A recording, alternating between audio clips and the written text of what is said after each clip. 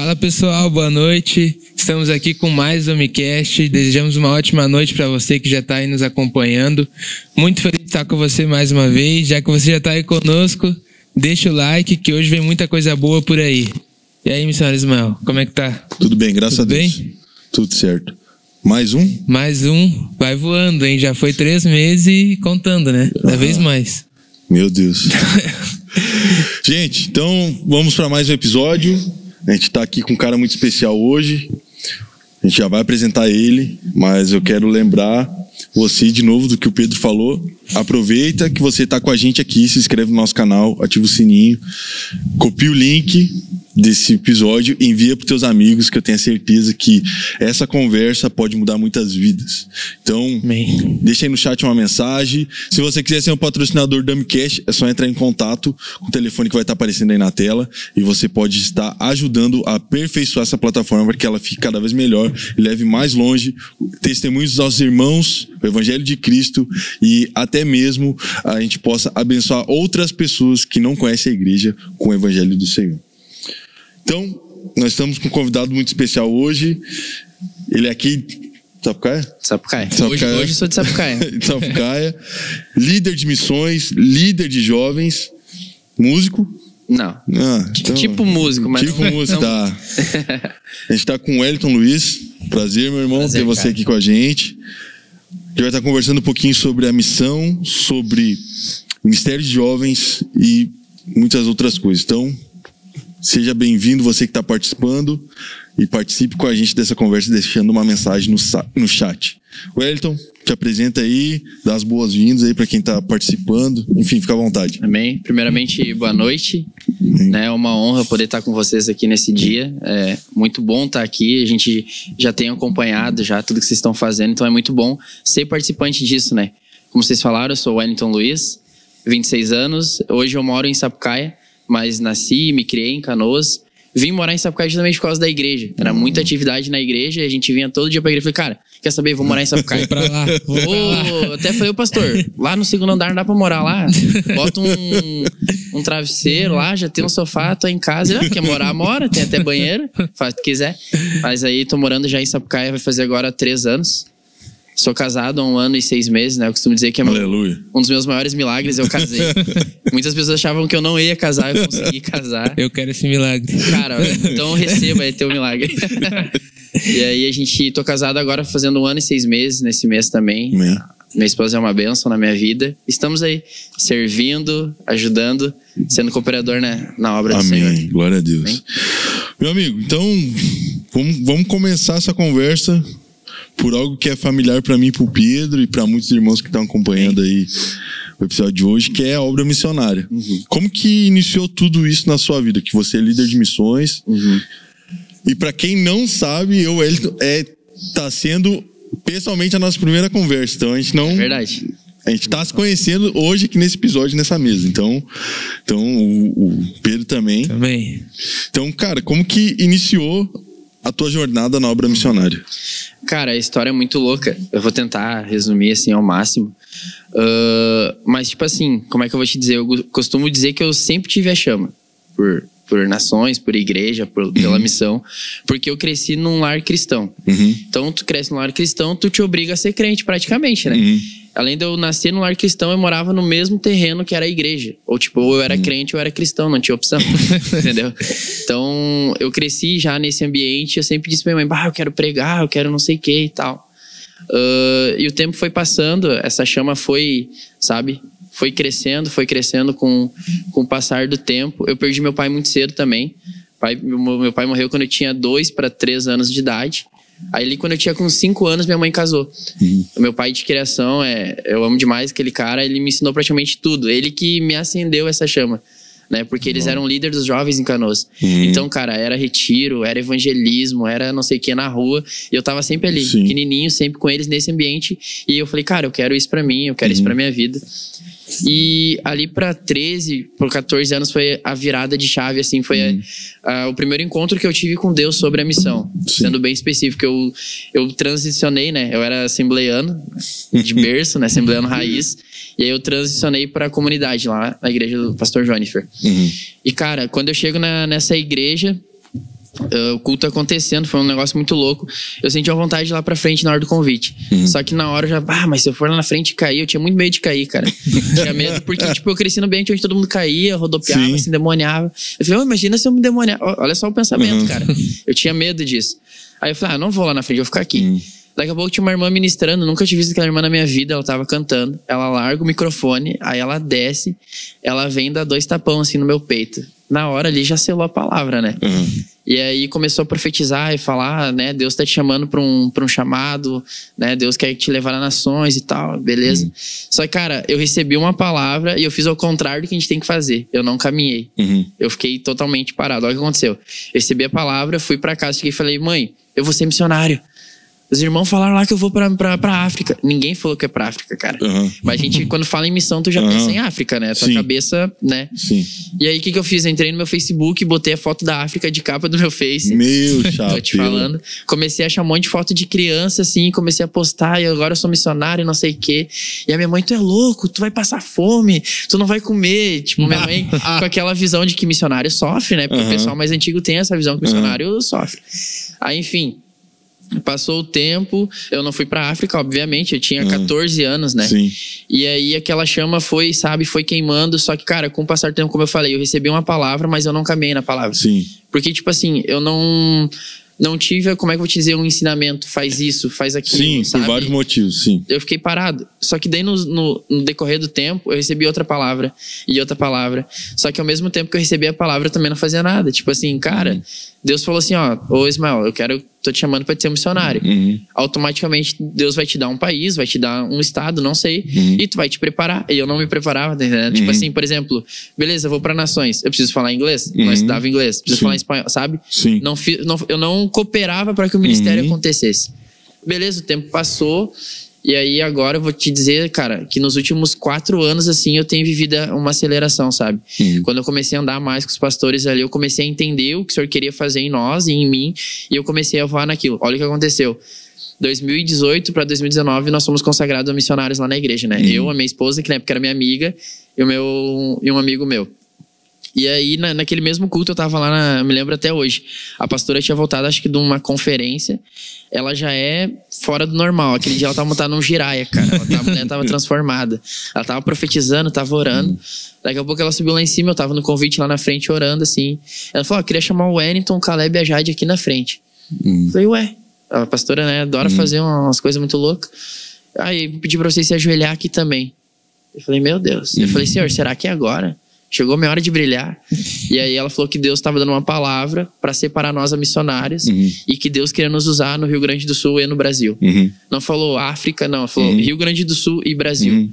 Cara, aquele dia foi nítido o chamado para mim. Porque eu olhei para a bandeira do Brasil assim e tipo queimou. Olhei para a bandeira do Rio Grande do Sul e queimou algo que não tinha queimado. Porque quando a gente fala em missão e sabe, tu quer ir para fora, tu quer ir para outro lugar.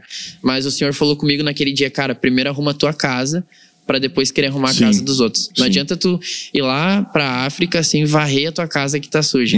Então nós começamos a trabalhar, começamos a fazer projetos na rua, né? Arrecadação de alimento, roupas e tal. Estamos aí servindo já na igreja, já há 3 para 4 anos no ministério. Cara, tem sido uma loucura, velho.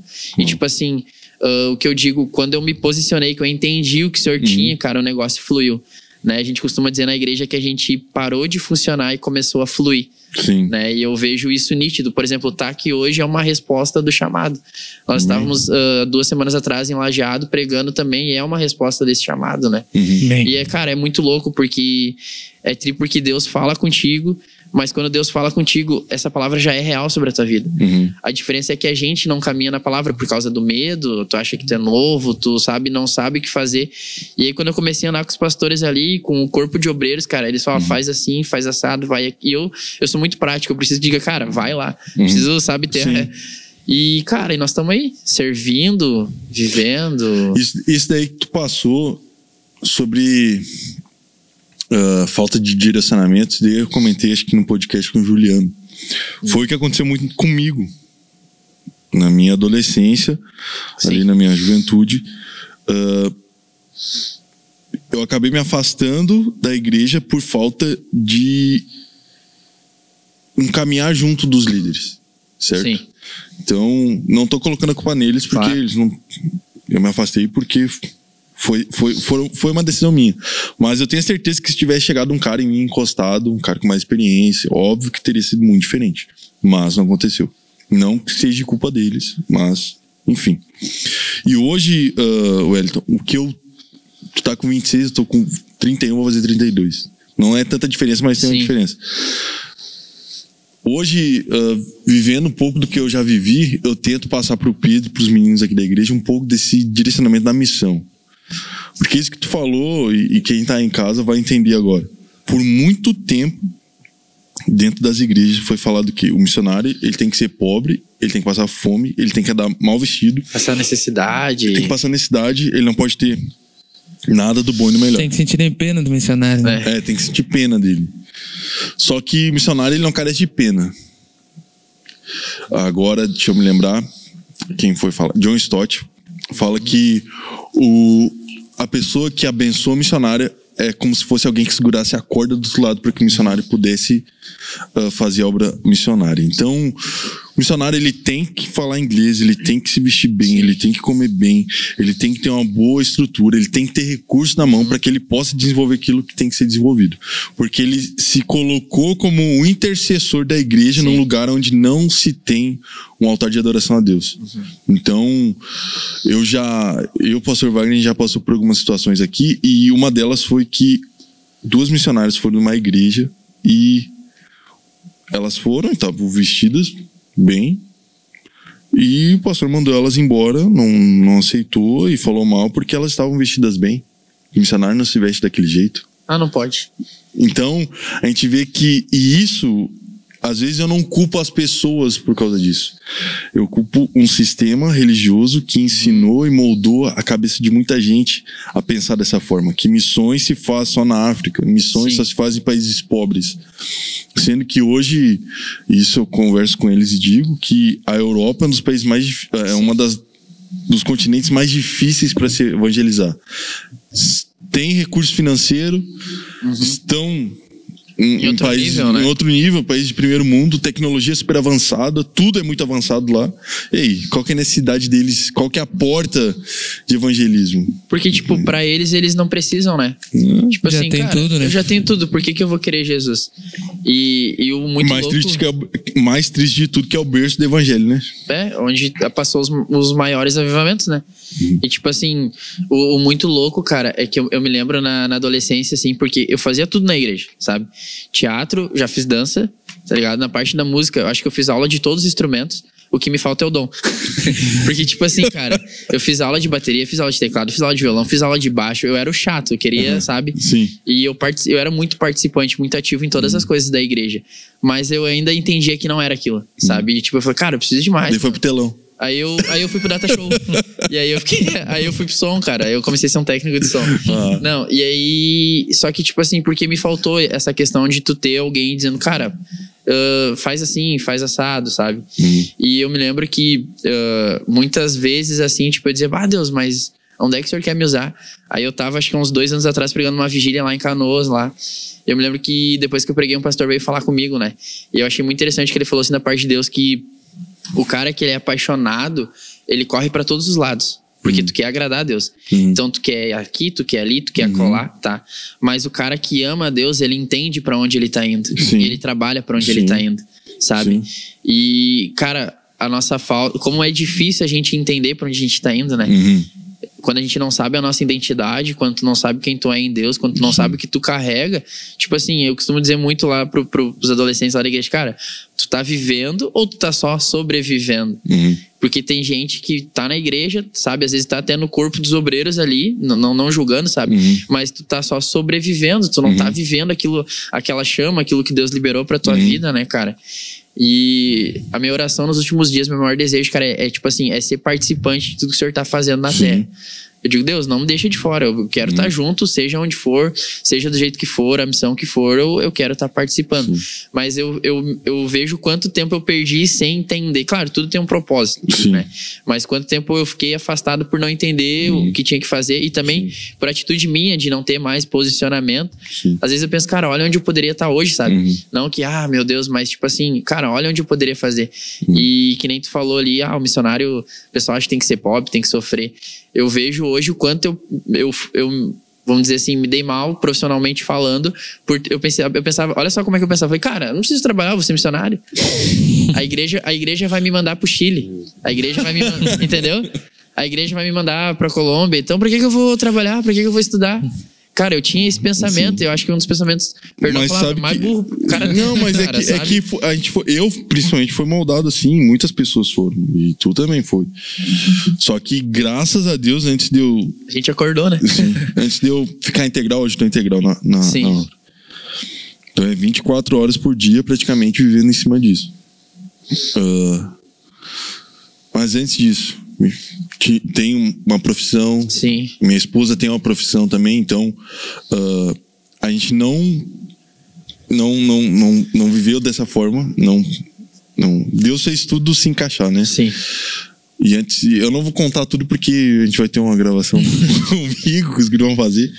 Mas antes de eu ficar integral, eu tinha aberto um negócio junto com um amigo meu. A gente tinha uma barbearia, eu tava trabalhando na empresa, tava no último teto ali, já tava pensando em estudar para poder ir para um outro lugar. Enfim.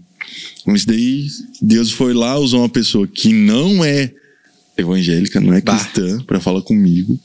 Deus usou os meus colegas de trabalho para fazer uma arrecadação para as crianças no Natal Solidário.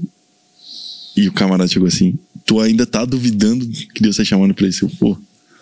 Eu tinha profissão, tinha para onde ir profissionalmente, e Deus me chama para abrir mão. Só rapidinho, só para aproveitar esse canto. Vai lá, 2016, abri mão das minhas férias. 23 dias eu tinha de férias. Abri e fui pro Xingu, fiquei. E ali, desde então, nunca mais. Abandonei e continuei. Eu tô um pouco nessa pegada de missão, porque amanhã eu tenho que dar... Amanhã eu vou pra uma escola e vou ficar a semana toda dando aula, então tô nessa pegada também. Tá queimando. Então, cara, mas a profissão, ela é muito importante dentro da missão. Por quê? A minha profissão, eu tenho que aperfeiçoar ela. O que eu aprendi, eu sou barbeiro, me formei, profissional, tudo certinho. Mas depois que fiquei na missão, eu abandonei de vez, assim, nunca mais peguei numa máquina, numa tesoura para cortar. Mas seria muito útil se eu for num lugar, é muito útil. Até é uma estratégia de evangelismo. Exato, né? Exato. Eu tenho que sair da minha zona de conforto e usar isso. Mas, tu conhece a MCM, né? Sim. O pastor Jonas Oliveira estava com a gente numa reunião e ele contando alguns testemunhos. Eu fiquei pensando, como que esse cara consegue chegar nesse lugar na Somália, lá em Bugadi, né? Daí que eu lembrei o nome da MCM, né? É Médicos com um Propósito. Sim, eles usam a profissão deles para ter acesso a um lugar que precisa de Jesus. Então, você que está assistindo, está em casa, você que é jovem, adolescente, ou até mesmo já um pouquinho mais experiente... Trabalhe, mas se você tem uma profissão que serve como uma janela de oportunidade para fazer missões, não deixe passar, aproveite. Eu sei que vai ter alguns advogados, alguns médicos, alguns cabeleireiros, barbeiro, enfim, tem várias profissões que podem ajudar. Você pode ser uma porta, essa sua profissão pode ser uma porta de evangelismo para a obra missionária. Então, cara, e esse pensamento foi formado muito na década de 80, 90, até ali o finalzinho dos anos 2000, ali, 2010, ali um pouquinho. E desde então a gente começa a ter uma mudança. Começa a ver alguns movimentos e a gente começa a ver umas mudanças. O movimento de jovens com missões, né? Sim. A gente vê hoje em dia muito atrelado isso, né? O Pedro, ele tem andado comigo em alguns lugares e a gente vê sempre que o departamento de jovens, o ministério de jovens de uma igreja está sempre atrelado com a obra missionária. É assim, é raríssimo eu ir numa igreja que seja diferente uma da outra. Mas na maioria das vezes é assim. Eu vejo que Deus está moldando no Brasil isso. E eu comentei contigo daquele projeto Querência. E a maioria são pastores de jovens. ou pastores de igreja de jovens. E Deus está levantando, não digo uma nova geração, mas uma geração mais nova, uma geração com força, uma geração que está tendo o direcionamento dos mais velhos para fazer algo no nosso estado. Cara, e pegando um gancho nisso, como que você está conseguindo trazer, se você está conseguindo trazer isso para os jovens da tua igreja, essa questão da missão? Se está sendo muito desafiador, se não... Sim, muito desafiador. Cara, na verdade... Eles só querem ser missionário de TikTok, assim... Eu ia te dizer isso. Bah, revelação, hein? Os caras... né? Glória a Deus. Enfim, ontem a gente teve com a missionária lá na igreja, missionária Francisca. Ela tá há 24 anos na África, né? A gente tem ajudado ela financeiramente já há um bom tempo. E foi muito incrível, cara, porque ela trouxe o testemunho dela, aí a gente lançou... Ela é brasileira? Ela é brasileira, A gente lançou o projeto novamente de missão. Acabou o culto, alguns adolescentes vieram falar, eu quero ajudar, eu quero participar, quanto que é, como que faz. Então eu pude perceber o quanto o testemunho chama a atenção deles. O quanto o testemunho faz eles quererem fazer algo e ter algo. Tipo, quando a gente era adolescente, cara, a gente sempre queria fazer alguma coisa na igreja. Sabe, como eu falei, eu queria ser músico, eu queria fazer, eu queria eu queria, sabe, estar ali. Só que hoje, principalmente os adolescentes, eles não querem tanto. Ou praticamente não querem nada, né? Porque, tipo assim, eles têm o TikTok, eles têm o Twitter, eles têm não sei o que, eu não sei o que. Mas eu acredito que essa nossa experiência, tu trazer alguém de fora, a pessoa contar, nem ela contou a história, né? De coisas que ela passou na África e tal. Isso chama a atenção deles. Isso gera uma chama. E tá ok, isso é bom. A gente precisa gerar essa chama neles, né? Eu acredito que a mesma chama que queimou em mim, que queimou em ti, a gente precisa fazer essa chama queimar neles. Sabe? É através do culto de missão, através do momento evangelístico, lá na igreja lá. Os nossos jovens hoje, todos têm praticamente a meia idade. E nós somos todos adolescentes juntos. A maioria já é casado, tem filho e tal. Hoje eu tenho mais adolescentes. Quem não tá casado, estão orando. Quem não tá casado, tá orando. E o último, né? O último dos solteiros agora tá noivo. Então, agora ele vai casar, o homem tá voando. Que é o outro missionário lá, o Caleb. E, inclusive, a noiva dele teve na África no passado também, numa expedição missionária. Então, assim, a gente tem muito adolescente, cara. Tipo, mas muito mesmo, assim, naquela base de 15, 16, 17. Bem bom. É, base bem boa, eles estão voando, sabe? Mas o de tu lidar, assim, com o adolescente é desafiador, né? Às vezes eu até perguntei pro pastor, tu não pode me mandar pro Chile, pro Japão? Por que eu tenho que cuidar dos adolescentes? Não tem uma missão num outro país. Mas é cara, porque eu entendo que a gente tem um encargo de preparar uma geração, sabe? Da mesma forma que a gente foi preparado pelos nossos pais, pelos nossos líderes, a gente precisa preparar a próxima geração. A gente precisa ensinar eles. Sim, embora passar eles não entendam. Adiante, né? E o que a gente fez na igreja, cara? A gente entendeu que a gente precisava recomeçar. Porque o pastor contou a história, a gente abriu a igreja, estourou a pandemia, e nós tava com nossos cultos bombando, cara, ali no sábado e tal, veio a pandemia, automaticamente baixou tudo, já não tinha mais culto, era live e tal. E aí quando nós voltamos, a gente viu que o pessoal tava extremamente frio. Então agora a gente tá recomeçando novamente. Nós temos o culto no sábado, mas agora a gente tá fazendo numa sexta-feira um momento mais íntimo de conversa, de dúvida, sabe? Pra gente poder recomeçar e começar. Eu entendi que a gente precisa começar as coisas do zero pra fazer o que tem que ser feito, né? Pra acender essa chama. A intenção não é dizer, tu tá errado, tu tá certo. Não, a intenção é botar lenha pra eles queimar, né? Quanto mais a gente botar lenha, mais eles vão queimar. Mas é desafiador, cara. É muito difícil. Que nem tu falou, hoje o adolescente não sonha em ser um missionário. O adolescente hoje pensa em ser um TikToker, sabe? Ostentar, né? Exatamente. Por isso que a nossa experiência de vida, a missão em si, aquilo que a gente traz pra eles, cara, eles começam a ver a questão da missão na nossa igreja, cara. A gente tá gerando uma cultura na igreja, né? O nosso ministério, ele é um ministério muito novo, embora tenha pessoas que, digamos assim, são macaco velho na fé. Mas é a melhor coisa que vocês fazem, tipo, aproveitar que tá iniciando e já implantar essa cultura, porque daí é o resultado do que a gente vive hoje aqui. Sim. Quando o pastor e a pastora pegaram a igreja lá no início, eles começaram a implantar essa cultura. E hoje, depois aí de quase 20 anos, a gente vê que essa cultura que eles implantaram lá no início, ela permanece e deu certo e tá dando fruto.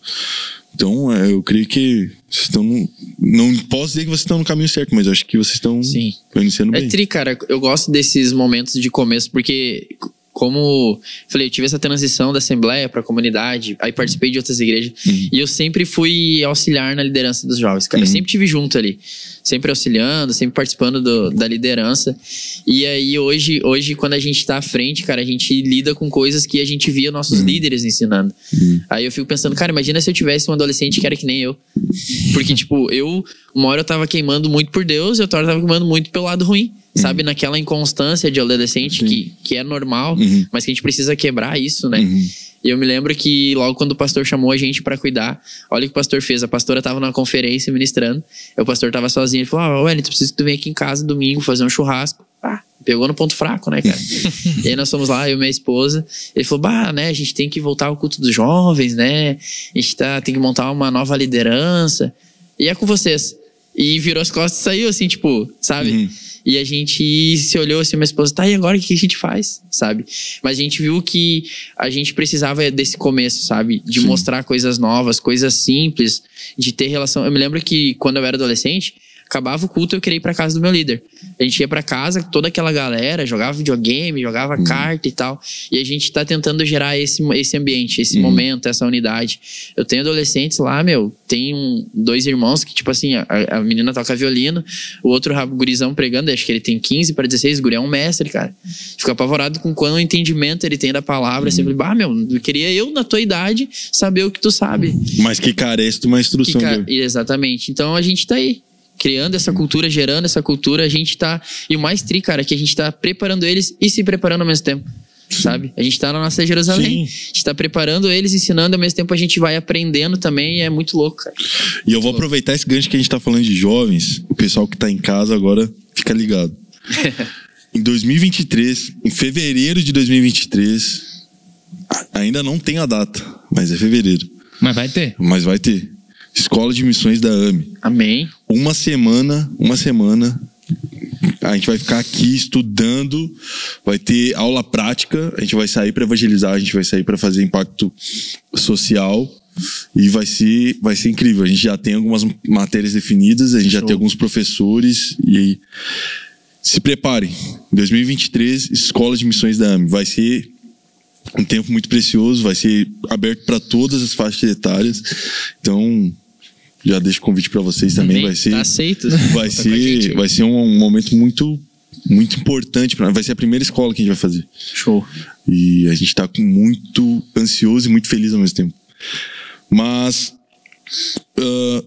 cara, a obra missionária, eu vou voltar um pouquinho nela, porque eu sei que tu teve no Descende, né? Sim, tive. Tá. Eu tenho meus prós e meus contras. O Israel tava aqui, a gente tava conversando, ele foi também, né? Ele disse, não, foi válido e tal. Eu entendo que foi válido. E muita coisa foi importante. Sim. Agora, em cima daquilo que tu falou, tu recebeu uma palavra e não se movimentou. Tem uma galera que foi e não se movimentou depois disso. E agora eu vou usar ele como exemplo. Não tô criticando. Sim. Foi importante e eu acredito que tem que ter e acontecer de novo. Mas a gente viu como essa geração, ela gosta do entretenimento. Sim. Ela gosta daquilo que tá no hype, mas ela não se dispõe a ser a diferença, a fazer a diferença, a se mover em ser a resposta para aquele que está sofrendo. E eu acho que esse é um dos nossos maiores desafios hoje como igreja, despertar essa geração para a questão da missão, da obra missionária. E qual é a leitura que tu faz disso hoje? Vamos colocar aqui no Rio Grande do Sul. A gente é bairrista, a gente é tradicionalista. E aí, como a gente pode romper isso? Cara, eu acho que... Pensa assim, né? Por exemplo, o Descende. Cara, pra mim foi... Nossa, foi muito top. Porque eu me lembro que eu tava... Olha o que aconteceu. Eu nem ia ir pro Descende. Não tinha... Na época eu tava desempregado. E eu ganhei tudo. Ganhei a passagem, ganhei a hospedagem, ganhei o ingresso. A gente tinha começado uma sequência de séries na igreja sobre avivamento. E aí eu fui a pregar na abertura. E aí um cara que não era da nossa igreja foi lá visitar. Falou, cara, vi tu pregando e Deus falou comigo, eu comprei 10 ingressos e eu já dei 9. E eu preciso dar mais um. tu quer? Eu falei, amém? Amém. Vou dizer que não quero, de certo. Aí a passagem, ganhei, enfim. Cara, pra mim foi muito sobrenatural o que eu vi lá, sabe? E foi muito louco porque, tipo assim, eu vi pessoas levantando a cadeira de roda e fazia muito tempo que eu não via isso, sabe? Cego, enxergar, fazia... Eu me lembro nos cultos antigos da Assembleia, cara, não tinha um culto que não levantava um cara da cadeira de roda, sabe? As assembleias menores, tradicionais, aqueles cultos muito loucos, assim, enfim. Quando eu voltei de lá, eu e a Jade, a gente era noivo, né? A gente era noivo. Aí quando a gente voltou, cara, eu entendi que a gente precisava se movimentar. A gente precisava fazer algo, ok. Porque aquilo foi um dia. Só que eu entendo que a nossa geração, ela corre muito ao vento, sabe? Evento, mas o evento, ele vai indo ao vento, sabe? E não é ruim tu tá em evento, não é ruim tu tá nessas coisas assim. Eu acredito que quanto mais tu fizer pra aprender, pra agregar a obra, ok. Só que o problema é o que tu vai fazer depois disso. Entendeu? Eu acho que o que denunciou muito a galera que foi só com a intenção do evento foi o que veio depois. Que foi a pandemia, né? Pois é, porque eu até falei, pastor, eu tava lá, eu achei que eu ia sair de lá e já ia ser enviado pra algum lugar, entendeu? E aí agora veio a pandemia. Eu falei, mas da onde isso, cara? Sabe como? E olha o que é mais interessante, que a pandemia, ela não veio pra nos destruir. Não. A pandemia, ela veio pra trazer à tona a realidade de quem nós somos. Ela veio trazer a verdade do nosso coração.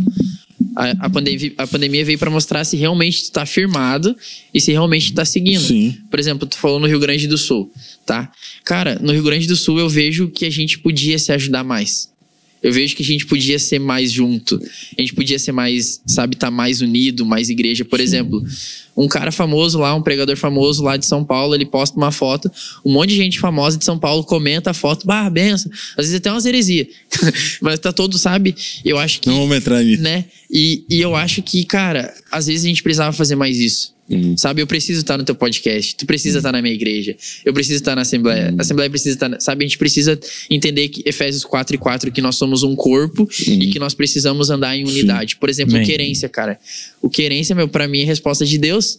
Porque, cara, da onde que tu vai conseguir reunir igrejas pra ir posso falar? Pode. Que tu vai ir pro Parcão evangelizar num negócio que é extremamente do gaúcho. Isso já aconteceu? Eu não me lembro. Eu nunca vi. A gente já fez alguns evangelismos, fizemos diversas coisas. Mas isso de tu ir a algo que mexe na cultura do Rio Grande do Sul, isso ainda não aconteceu, sabe? Então eu acredito, cara, que pros dias de hoje a gente precisa se unir como igreja, principalmente nós, os jovens, né? Se unir como igreja, entender que não existe mais divisão e a gente precisa avançar, sabe? A gente precisa ir pregar, a gente precisa ir pra rua, a gente precisa ir onde tá o perdido e liberar a palavra. E eu acho que é muito simples e a gente complica tudo. Não, mas o fulano tem a igreja assim, o fulano tem, sabe? Então eu acredito, cara, que é o momento da igreja no Rio Grande do Sul se unir, sabe? Se unir, se preparar, sabe? Preparar, vocês vão ter aqui a escola de missão, a gente tá junto pra gente poder ir, cara. Porque eu vejo, sabe, que quanto mais a gente se unir, mais forte a gente fica e mais pessoas a gente capacita. Eu sei que é uma palavra sobre o Rio Grande do Sul. Eu me lembro que algum tempo atrás eu tava numa conferência e o pastor, há um céu de bronze, né? Sei que o céu tá fechado no Rio Grande do Sul, as coisas não acontecem, bababá. Só que eu falei, cara, eu acredito que é chegado o tempo que as coisas vão acontecer. Não vai ser necessário eu ir lá em São Paulo, porque tá disponível aqui. Eu não preciso ir lá não sei onde, porque tá aqui. E eu acredito que a gente precisa mudar a verdade do nosso estado através dessa palavra, sabe? Eu vou só acrescentar algo nisso que você falou. Creio que o que nos impede de desenvolver foi o que a gente viu na reunião, né? Nessa reunião que estava o pastor Jonas, a gente estava reunido em alguns líderes de missões e pastores, e a gente fez alguns grupos e a gente estava respondendo a pergunta o que falta para a igreja no Rio Grande do Sul se expandir, né? Ou desenvolver na missão, algo assim, né? Expandir na questão missionária. Isso. A tia Eunice, uma general de Deus nas missões aqui no Rio Grande do Sul há mais de 40 anos, né? Na Jocum. Ela disse algo pra mim. Ela disse, o Rio Grande do Sul, ele é todo cercado por água, todo dividido por água. Ela disse, se eu não me engano, só tem 2 passagens por terra pra te ir pra outro lugar. Mas ele é todo cercado por rios ou pelo mar, enfim. Isso já demonstra o quanto o Rio Grande do Sul é dividido do próprio país. Daí ela começou a falar algumas coisas. E eu acredito que o que mais nos impede de sermos resposta para nossa nação é o nosso tradicionalismo. A gente é apegado à placa de igreja, cultura, cara. Né, cara. A gente é apegado a tradições dentro da igreja. E o Querência demonstra algo. O pastor Rodrigo... Uma hora eu vou contar pra ti, obviamente. Sim. Vou contar como que surgiu. E um dia eu vou contar aqui. Mas é com uma visão de reino. A gente não tá muito preocupado na visão escatológica do Pedro, na tua, em qualquer outra pessoa. A gente tá preocupado se você tá disposto a obedecer o mandamento da grande comissão. Porque isso... Aquilo que nos divide não pode ser maior do que aquilo que nos une, que é o amor de Cristo. Então, se nós amamos a Cristo, nós devemos andar juntos em prol de uma coisa: expandir o nome dele. Sim. Então, esse é o propósito do Querência. E eu vejo que a gente pode andar, cara. A gente pode andar junto, a gente pode caminhar junto. E eu vejo isso na vida do pastor Wagner, eu vejo isso na vida da pastora Nádia. Esse desejo, essa disponibilidade, a gente recebe aqui na igreja. Apóstolo, bispo, pessoas de várias linhas teológicas, escatológicas. Nós temos a nossa identidade, nós temos as nossas raízes, mas nós também sabemos fazer a leitura do corpo completo de Cristo no Rio Grande do Sul. Então, eu vejo que tem muito uma veia apostólica aqui na igreja, nessa questão assim, de a gente absorver essas outras visões e a gente tentar caminhar junto para o mesmo lugar, para uma mesma direção. Eu acho que isso que você colocou é muito bem pontual hoje no Rio Grande do Sul, e a gente precisa trazer para os jovens. Os jovens têm que entender que eles não são donos da verdade. Por mais que eles tenham acesso à informação, eles não são os donos da verdade. Eles carecem de instrução. E a igreja deles não é a igreja que descobriu a roda. Mas ela é só mais uma no corpo. Sim. E eu acho que é por aí. Mas enfim. Eu acho que, cara, tem a ver com tu entender a missão de Jesus, né? Quando tu entende quem é Jesus, quando tem um encontro com ele, tu entende o que precisa ser feito. Por exemplo, cara... Deus... Lembrei de... Eu queria te falar algo e esqueci. Nós, em Sapucaí do Sul, nós podemos nos unir como igreja. Sim. Eu tentei isso uma vez aqui e depois, por desleixo, acabei não fazendo mais. A gente fez um impacto chamado Inverno Solidário. Reunimos algumas igrejas aqui de Sapucaí do Sul. E a gente foi para as comunidades aqui, porque eu trouxe alguns dados. E Sapucaí do Sul, na época, há uns 2, 3 anos atrás, tinha o IDH um dos mais baixos do Brasil. Índice de desenvolvimento humano, um dos mais baixos do Brasil.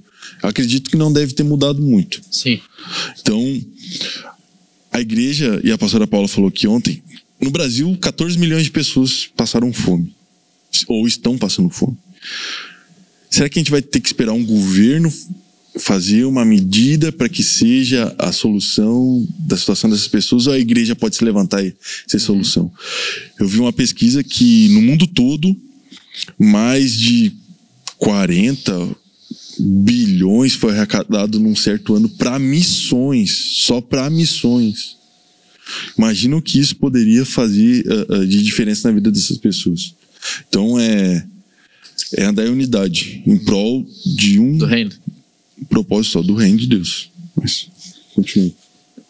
Cara, o que eu penso assim nessa questão de andar em unidade e tal, por exemplo, nessa questão morador de rua, tá? Eu sempre pensei que a gente precisa ter o contato com esse pessoal, a gente precisa tirar ele desses lugares, mas sempre pensei, cara, onde é que a gente vai colocar ele? Sim. Entendeu? E uma coisa que eu acredito é que nós, como igreja, nós precisamos ser igreja. A nossa igreja, onde ela tá, ela precisa mudar a rua. A nossa igreja inserida em Sapucaí, ela precisa mudar a geografia de Sapucaí.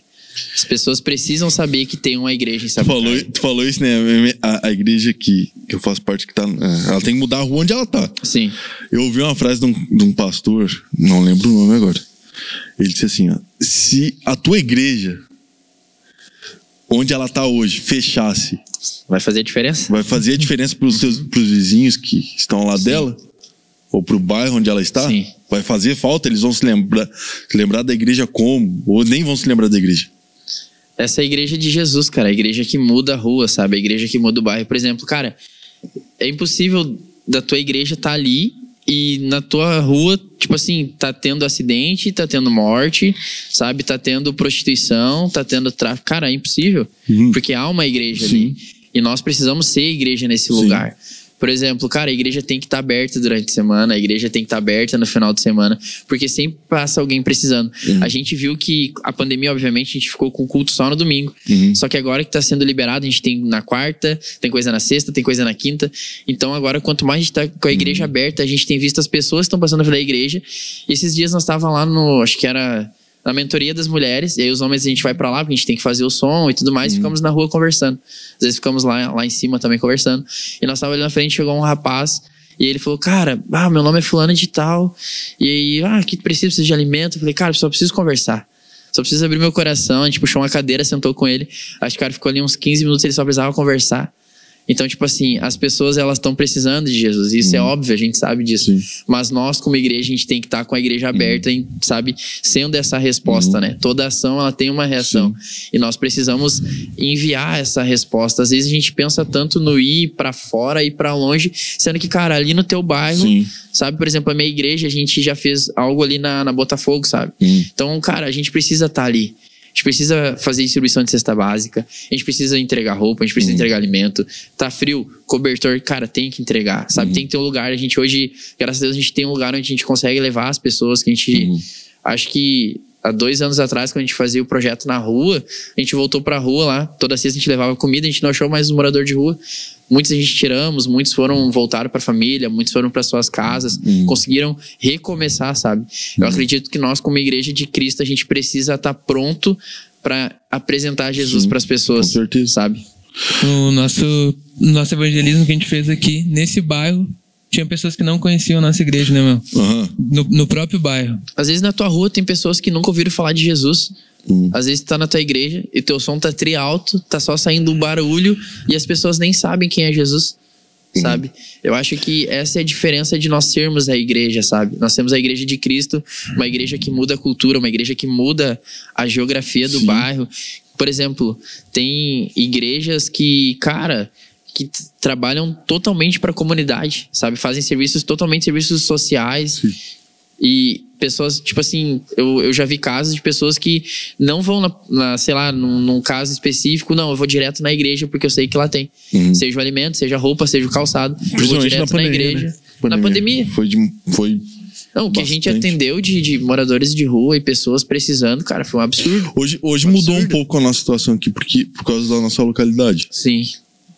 Mas no meio da pandemia, como a gente ficou lá no centro, perto da igreja de vocês, cara, era direto.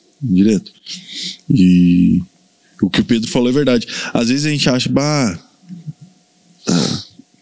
vamos dizer, usar o exemplo de vocês. O pastor Jônifer, a pastora Jennifer são conhecidos e tal. Sim. Não, a igreja é top, isso aqui e tal. Mas às vezes os vizinhos não conhecem. Às vezes a pessoa que tá ali passando... Às vezes o vizinho só reclama do som. O som daquela igreja lá tá muito alto, né? E aí a gente viu o nível do nosso entendimento do que é ser igreja. Sim. Que daí eu sempre vou remeter o que é ser igreja em um trecho bíblico. Atos 2, 42 ao 48 ao 45. Aí é o padrão bíblico de igreja. Não tem. Desculpa. Os teólogos ou os pastores de igreja podem me bater aí na live, aí no episódio, mas leia, você vai ver. Que a igreja servia a cidade e Deus acrescentava aqueles que iam sendo salvos. Sem esforço sobre-humano para fazer isso. Então, são coisas que a gente precisa rever e pensar, analisar e não ficar achando que descobrimos a roda. Sim. Quando, na verdade, a fórmula já está na Bíblia. Mas, cara, eu queria perguntar, tem alguma experiência na missão, na obra missionária que te marcou? Cara, tem um monte, né? Porque, que nem eu falei, como igreja a gente tá muito tempo trabalhando em morador de rua, em situações específicas, né?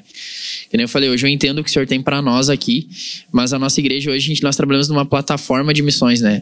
Tem um missionário, o Elton, ele trabalha com tendas, então a gente criou uma plataforma de missões onde a gente manda valores específicos para cada país todo mês. tá? Mas teve 2 experiências que eu gostaria de compartilhar, que foi mais recentes, assim. Uma foi em Lagoa Bonita, aqui no Rio Grande do Sul, se vocês conhecem, nem bem sabia longe. que existia. Existe Lagoa Bonita do Sul. Lagoa Vermelha eu conheço. Eu acho que fica mais ou menos umas 3h40. E aí eu falei pro pessoal que foi onde eu zerei a vida. Porque nós fomos pra lá, havia um casal que morava aqui, congregava na nossa igreja, foi morar lá.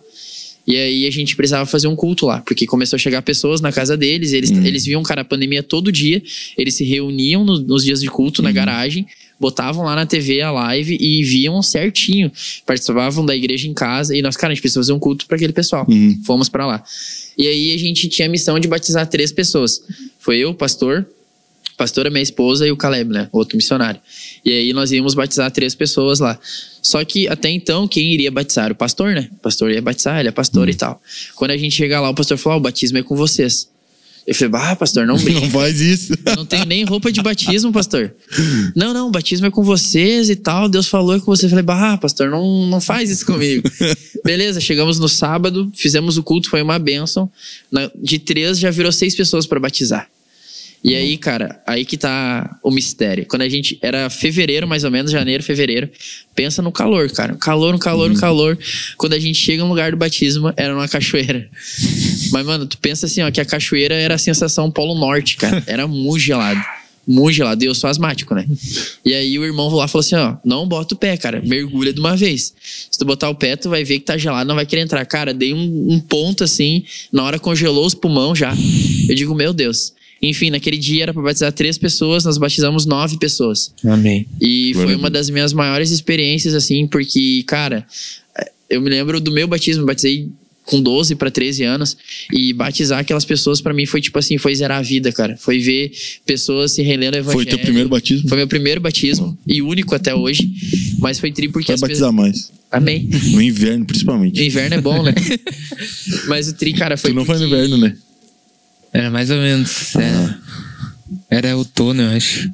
Mas batizar no inverno numa piscina tá de boa, né? Mais ou menos.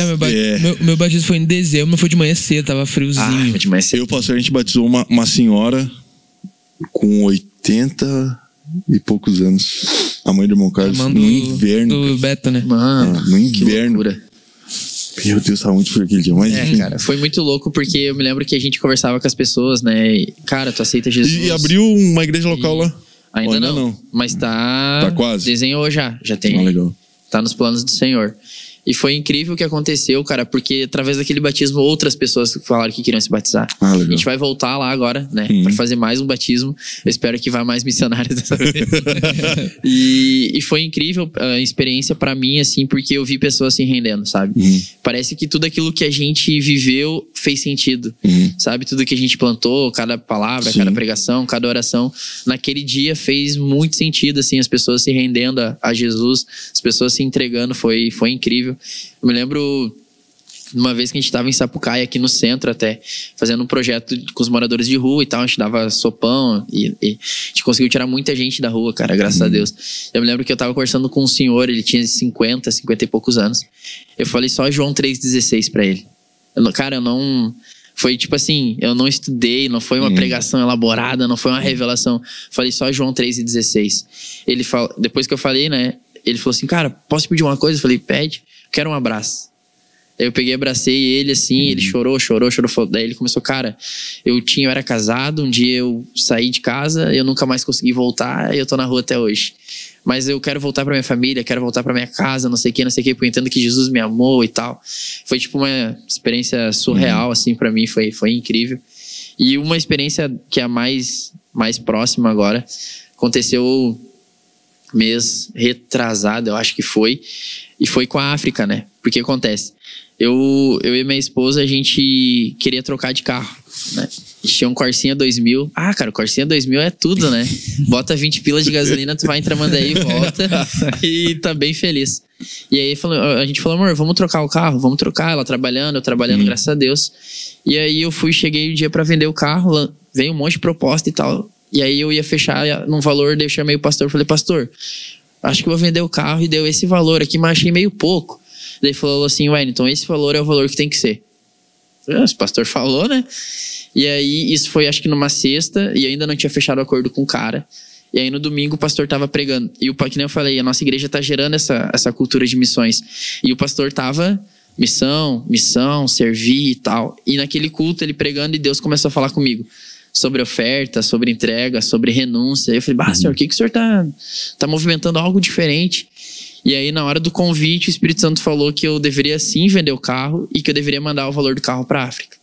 Pra missionária Francisca, né? Específico. Acabou o culto, eu fiquei ali chorando, né? Eu falei, meu Deus, e agora? Daí fui falar com a minha esposa, né? Confirma de novo, senhor, por favor. Senhor, não tem como desconfirmar. E aí eu fui falar com a minha esposa. Eu falei, Jade, Deus falou comigo. E ela falou, amém. Eu falei, Jade, eu não falei o que é. Não, mas se Deus falou contigo, amém. Eu falei, Jade, tu tem certeza? Ela falou, eu tenho certeza. Eu falei, Jade, Deus falou pra gente vender o carro e enviar o valor pra missionária Francisca. E ela falou, amém. E começou a chorar. Enfim, esse não é o ponto principal. Isso foi no domingo. Na segunda-feira chamou um missionário. Falei, missionário, olha só. Eu e a Jade, nós queremos enviar um valor para missionária. E Deus falou que tem que ser para missionária. Porque né, nós distribuímos o valor, né? Falei, essa não é uma oferta da igreja, é uma oferta nossa e tem que ser para ela. E daí ele falou, não, amém. Né, passa o valor aí e tal. Passei o valor para ele. Acho que deu mais ou menos uns 4 ou 5 dias. Ele me liga. Eu tava indo pra lotérica fazer um pagamento lá. Ele me liga e falou, então eu preciso te contar uma coisa. Eu digo, conta aí, missionário. No domingo, nesse mesmo domingo que foi o culto, a missionária Francisca me ligou. Ela tava numa aldeia. Ela foi numa aldeia fazer um batismo. Ela batizou 83 jovens, cara, numa aldeia. É uma aldeia que fica a 280 quilômetros da casa dela. E eles vão de carroça. E ela foi lá fazer um batismo naquela aldeia e disse que... Onde que ela tá? Ela tá em Guiné-Bissau. Na aldeia tinha 7 casas com toda de barro, com telhado de palha. Pegou fogo pegou fogo em todas as casas. E tinha muitas crianças lá. E ela me pediu um valor, porque ela precisa fazer alguma ação, alguma coisa. E eu não tinha o valor. Só que eu falei, eu vou orar e Deus vai enviar. E na segunda-feira, vocês me chamaram dizendo que tinha um valor para enviar para ela. Sim. E ela pediu um valor, ela não pediu para arrumar o telhado. Ela pediu porque ela queria fazer algo para as crianças. Sim. Mas para tu entender que o valor, que era o valor certo que a gente mandou, deu para ela reconstruir todas as casas, comprar roupa, brinquedo e comida para todas as crianças daquela aldeia. Boa.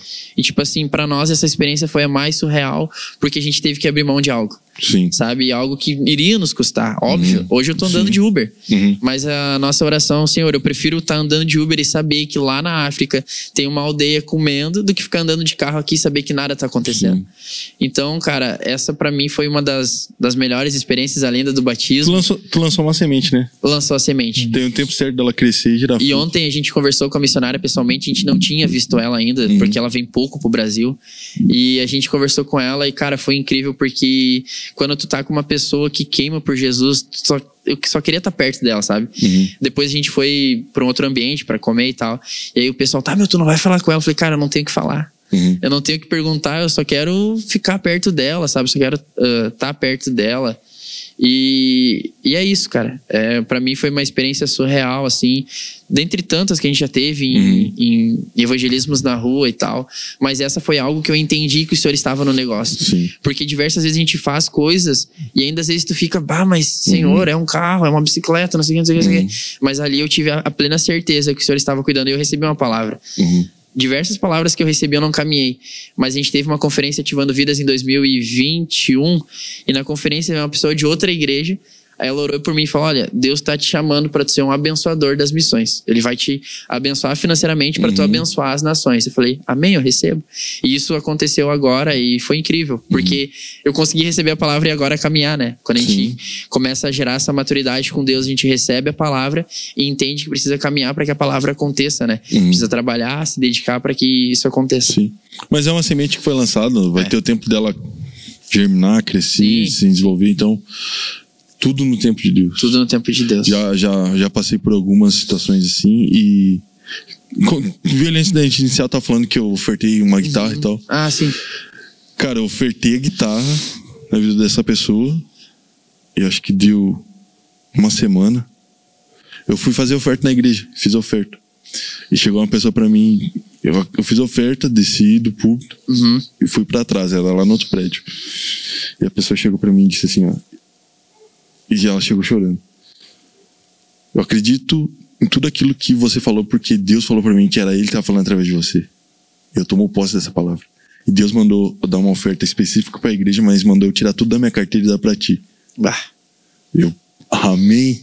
Glória a Deus. Muito temor. Meu Deus. E olha só, agora que tu falou, eu me lembrei. E daí eu peguei, cheguei em casa. Eu disse pra Ju, não contei. Não sei quanto tem. Eu peguei o envelope, botei no bolso. Tá aqui. E a gente tava passando por uma situação bem delicada financeiramente. E é sempre nessas situações, né? Nessas situações. E eu tinha ofertado a guitarra. Tu vai ofertar as tuas 2 guitarras, dá um valor X que a gente precisa pagar tal coisa e dá enfim. E daí a Ju foi contar no quarto. Não sabe quanto tem. Eu disse, o quê? Tem o valor da guitarra que tu ofertou. Eu disse, glória a Deus. Deus sabe de tudo. É incrível, cara, quando Deus tá no negócio. Nesse culto que a gente fez essa oferta, no outro culto, acho que pulou uns 2 cultos e eu compartilhei isso com a igreja, né? Tava pregando e tal. Só que antes de eu pregar, Deus falou com uma das obreiras, que era pra ela ofertar um valor pra mim e pra Jade. E que ia ser o valor do Uber. Ela nem sabia que nós tava sem carro. E aí ela falou, Deus, como é que eu vou dar o dinheiro pro Uber? Ele tem carro. E aí ela pegou e chamou a pastora, né? Não a pastora Jane, uma outra pastora da igreja, e falou, olha só, Deus falou comigo pra eu dar o valor do Uber. E ela tinha exatamente R$12, que é o Uber da minha casa até a igreja. E aí, o que eu faço? A pastora falou, pega a oferta, Deus falou pra te fazer, faz, né? E aí eu preguei e tal, acabou o culto, e ela me chamou pra ofertar e tal. Ela nem sabia que a gente tinha vendido o carro, mas tipo assim, Deus já tinha falado que era pra ela fazer isso. Então essa é a maior prova de quando Deus tá no negócio e quando é Ele que tá fazendo e não é a gente. A gente pensou, a gente vai ficar sem carro, vai ser difícil. Cara, que coisa maravilhosa. Coisa maravilhosa. Isso é o mais importante, é obedecer a Deus e você lançar a semente, caminhar na palavra, que vai ver o retorno. E é isso que a gente quer, né, cara? Esse é o nosso sonho, é fazer o que o Senhor falar pra fazer. Vai pra cá, vai pra lá, vai pra Lagoa Bonita, lá na Cachoeira, vamos, cara. O nosso coração é esse. A missionária falou algo ontem que mexeu muito comigo. Que o coração do missionário é um coração que se adapta onde ele tá. Aonde tu tá, aquilo é bom pra ti. Aqui, eu acho que o Pedro não vai lembrar. Tem uma frase que eu falo de vez em quando. O Éder vai lembrar dessa frase. Há uns 2 anos atrás, uma coisa assim, alguém me disse assim, tu é isso dentro dos 5 ministérios. E eu disse, meu irmão, eu só estou me tornando aquilo que meus irmãos precisam nesse momento. Meu Deus. Eu não sou isso. Lembrou, Éder? Então, o missionário, ele sempre vai ter esse como aquele que tem o chamado missionário, ele sempre vai conseguir fluir nos 5 para poder ajudar o corpo. Exato. Então, cara, é incrível. Estamos chegando no final. Passa rápido. Que pena. Passa voando. Graças a Deus o Pedro não soltou nenhuma braba. Mas eu sei que tem uma guardada. Sempre tem na manga aqui. Cara, deixa aí uma palavra pro pessoal que tá assistindo, que tá acompanhando a gente, que tá participando, ou que vai assistir depois. Deixa aí uma palavra de encorajamento. Amém. E teus agradecimentos. Amém, então. Pra você que nos assiste, você jovem, adolescente, quero dizer pra você que não abra mão daquilo que Deus tem pra você.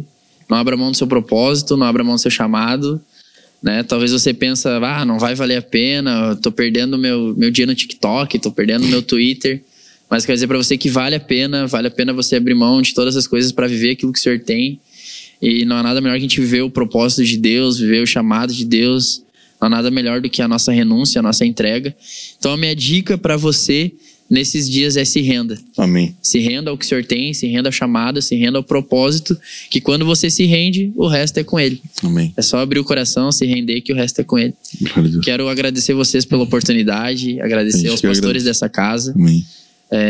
Como eu falei, o meu desejo para esses dias, cara, é ser participante em tudo que o Senhor tá fazendo. Amém. A nossa oração é estar junto, sabe? Amém.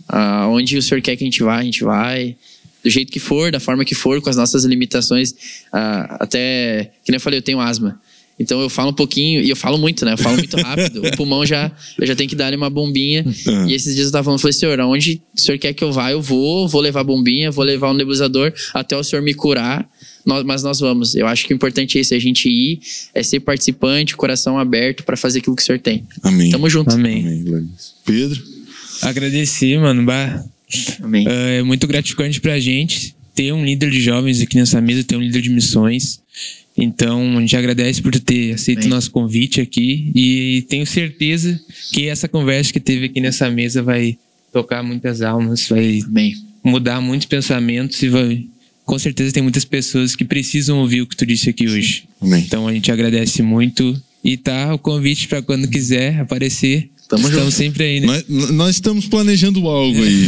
Reunir alguns líderes. Temos um projetinho. Temos um projeto aí. Reunir alguns líderes jovens de missões. Fazer uma mesa um pouquinho maior. Amém. Um pouquinho mais de tempo. A gente fazer algo aí bacana. Vamos pra cima. Te agradeço aí pela tua disponibilidade, pela tua disposição em estar com a gente aqui. Foi um prazer. A gente aprendeu muito. Eu tenho certeza que quem está em casa também aprendeu bastante. Nosso primeiro contato, né? Nosso primeiro contato, pessoalmente. E, enfim, vai estar pregando aqui na igreja, né? Verdade, sábado. Isso. Então, gente, alguns avisos antes da gente acabar. Se você não é inscrito, se inscreva no nosso canal, ative o sininho. Copie esse link para alguma pessoa que você sabe que essa conversa pode mudar a vida dela. Também lembrando você que do dia 9 ao dia 16 de outubro de 2022, desse ano, nós vamos ter o 14º Congresso Internacional de Missões da AME. Muitos amigos do Brasil todo vão estar vindo, participando, ajudando, cooperando para os nossos mais de 24 projetos missionários. Hoje estava dando uma lembrada neles. Então, anota tua agenda, 9 a 16 de outubro, nós vamos estar aqui em Sapucaí do Sul, nesse Congresso de Missões. Também lembrando que eu falei aqui no meio do episódio, 2023, Escola de Missões da AME. Fique atento nas nossas redes sociais que a gente vai estar lançando a data em breve e também os professores e os pregadores dessa escola. Gente, Pedro, obrigado. Obrigado. É nóis. Wellington, valeu. Pessoal da técnica, Deus abençoe vocês, muito obrigado. Gente que acompanhou, Deus abençoe vocês e até a próxima semana. Valeu. Feito.